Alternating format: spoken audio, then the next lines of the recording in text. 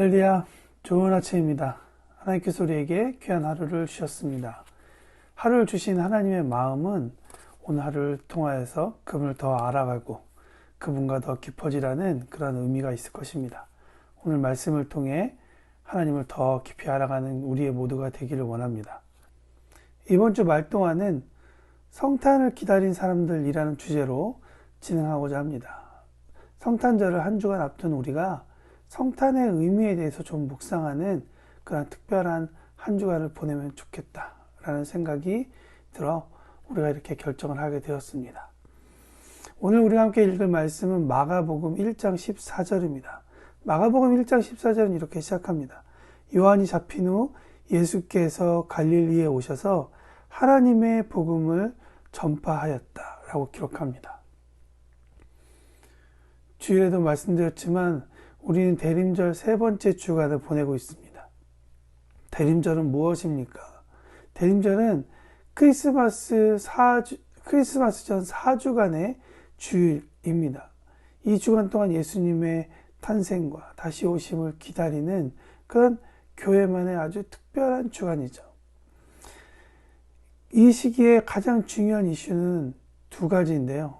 하나는 성탄의 예수님, 즉 이 땅에 태어나신 예수님에 대한 것을 생각해 보는 것이고, 또 다른 하나는 다시 오실 부활하신 예수님께서 다시 오시는 날을 기다리는 것입니다.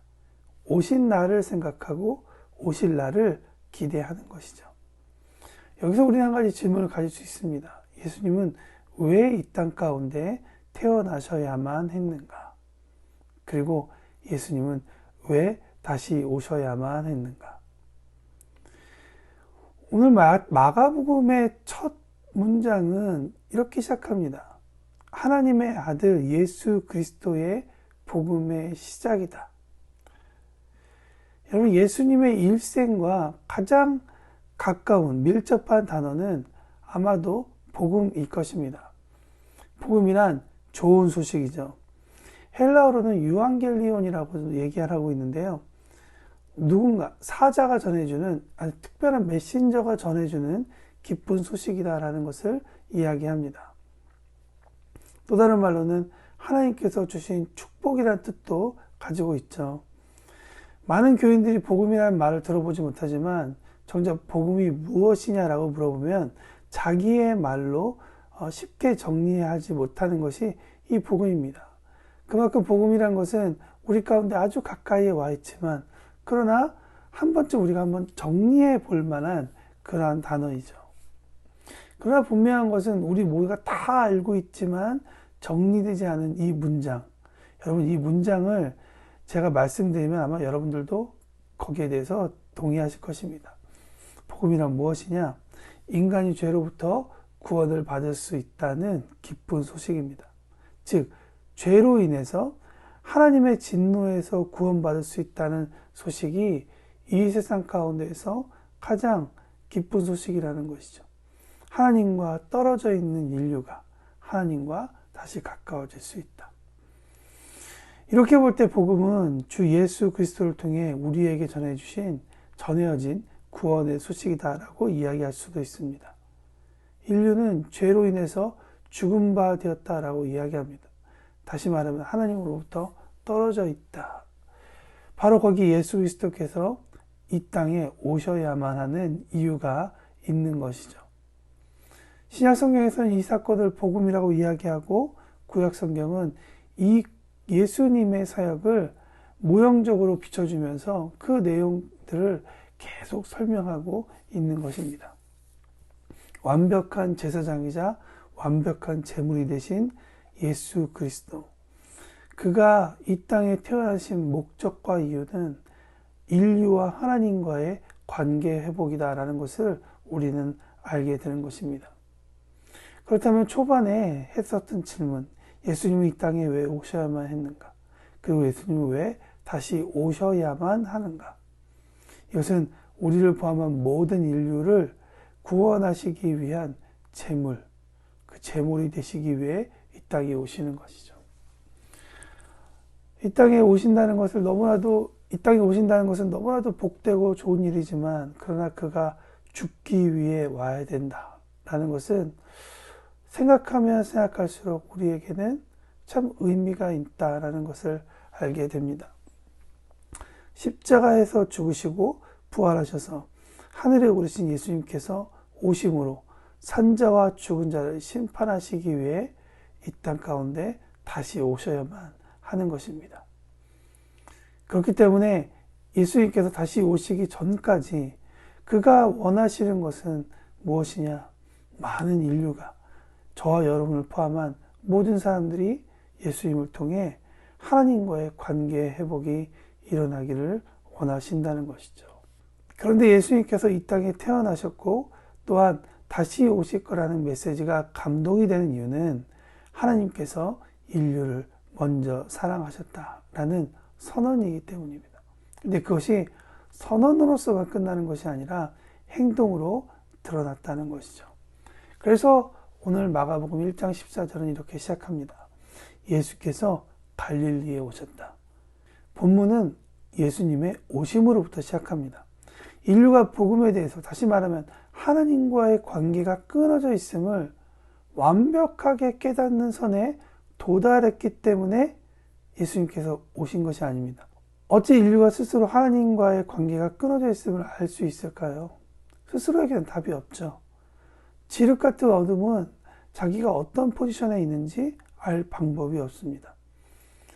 숨을 쉬고 있기 때문에 분명히 존재하고 있다는 것은 알고 있지만, 그러나 어디로 가야 하는지에 대한 답을 주지 못하죠.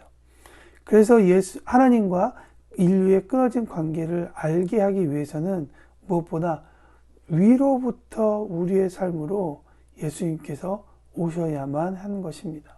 오셔야 이 모든 것이 시작될 수 있다는 것을 설명하고 있습니다.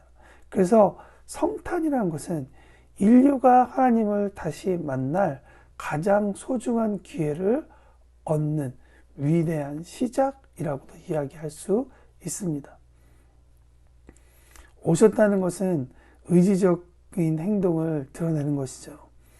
복음이 전해지지 않고 저 멀리서 선포되고 이렇게 선언되었으니 듣던 말던 내가 그냥 선언한 대로 예수님을 통해 믿는 자들은 구원을 받고 안 믿는 자들에게는 심판이 있을 것이다 라는 식으로 예수님께서 말하거나 행동하지는 않으셨습니다.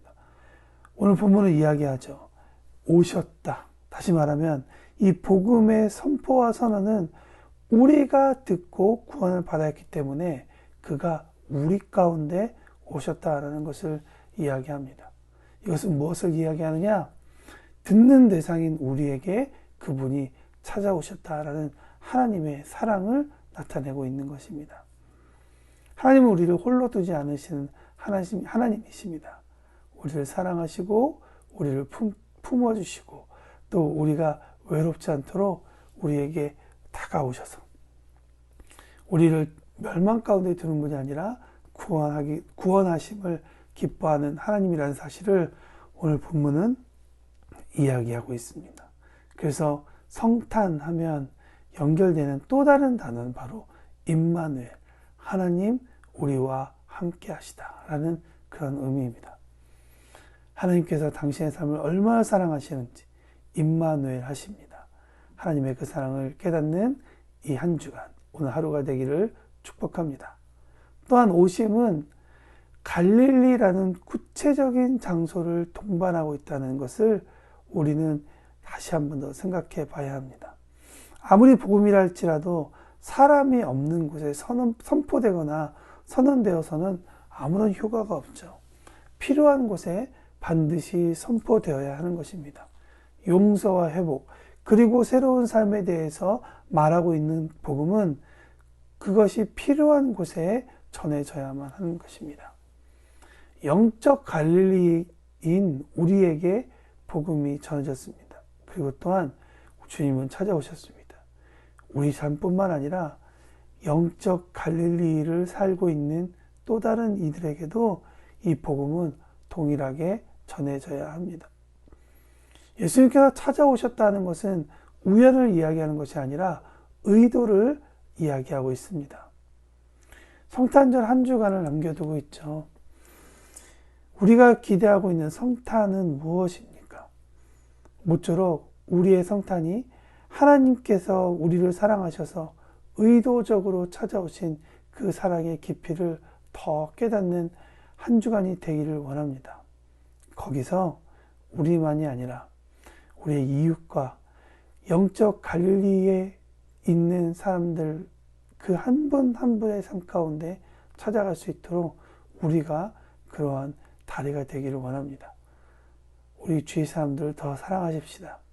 우리 주위 사람들에게 더 사랑으로 다가가십시다. 그리고 성탄 대신 성탄으로 오신 예수님 그 진정한 의미를 이번 한 주간 우리가 만나는 그 누군가에게 전달하여 그들의 삶에도 빛 비추게 하는 그런 뜻깊은 한 주가 되기를 축복합니다.